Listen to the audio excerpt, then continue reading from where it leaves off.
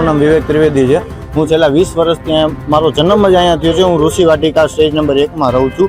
છેલ્લા 20 વર્ષથી જ્યાંથી આ દારૂના ધંધા ચાલે છે, બેફામ ધંધા ચાલે છે, અહીંયા પોલીસવાળાનું બેફામ ચાલે છે, પોલીસવાળા હપ્તા લે છે, અહીંયા બધી સિસ્ટમ ચાલે છે। સરકારને મત જોતો હોય ત્યારે મત માંગવા આવે છે, ત્યારે મોટા મોટા વાયદા કરે છે કે અહીંયા બધું બંધ થઈ જશે, મત લેવા તમે મત દો, ભાજપને સરકારને મત દો। 5 વર્ષમાં આની પહેલા 5 વર્ષ પહેલા મત માંગવા આવ્યા ત્યારે એમ કીધું હતું કે બધું બંધ થઈ જશે, પણ કોઈ સરકારને કોઈ કાંઈ છે નહીં।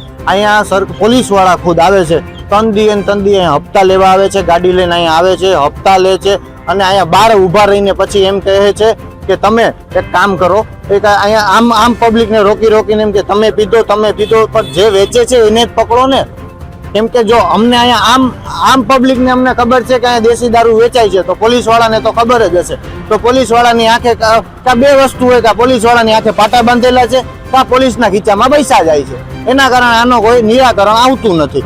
વિસ્તારોમાં અમે બેનર એટલે લગાડ્યા છે કે આમ પબ્લિકને અમને તો હવે અમે આનાથી ત્રાસી ગયા છીએ। છેલ્લા 20 વર્ષથી આ એક વસ્તુથી અમે ત્રાસી ગયા। રોજ સાંજના 8 વાગ્યા પછી અમારી કોઈ ઘરની લેડીઝ બહાર આવી નથી શકતી, બરોબર। કોઈ અહીંયા બહાર નીકળીએ તો બધા પીધેલા બેફામ ગાડીઓ બોલે છે દેશી દારૂ પીને।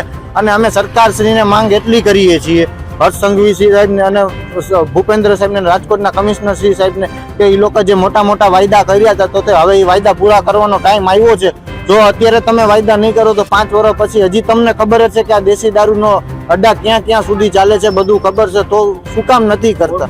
અહીંયા આ વિસ્તારમાં કોર્પોરેટર વોર્ડ નંબર 1 ના હિરેનભાઈ ખીમાણીયા છે, બરોબર, અને મોજેરિયા સાહેબ છે, એ બધા છે, પણ આજ સુધી જ વોટ માંગવા આવ્યા ત્યારે જોયા હતા, હજી સુધી કોઈ દેખાણા નથી। ઉષાબેન મસરૂ, અમારે બધા દારૂ પીને અમારે ડેલા ઘર બેઠા હોય છે। અમારે બહુ દીકરી બહાર કેમ નીકળે? ના બધા કચરા ઉડીને અમારા ઘરમાં આવે છે। અહીંયા રસ્તો કર્યો તો જો ને બધું ભરી મૂકા, ખટારા વાળા બધા માલ સામાન ઉતારી નયા જાય કચરા। ત્યાં ફરિયાદ નથી કરી ભાઈ, કોઈ ધ્યાન નથી દેતું। અહીંયા આવે છે કોઈ ધ્યાન નથી દેતું। કેટલીક વાર ફરિયાદ હારવા કચરા ઉડી કોથળીયું જબલા બહુ કંટાળી જાય છે।